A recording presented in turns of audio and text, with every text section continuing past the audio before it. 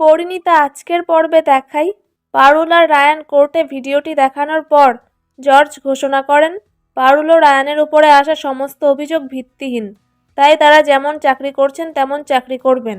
আর যারা যারা এর সাথে যুক্ত আছে তাদের সবাইকে রায়ান আর পারুলকে তাদের স্যালারি থেকে 50,000 টাকা করে দিতে হবে।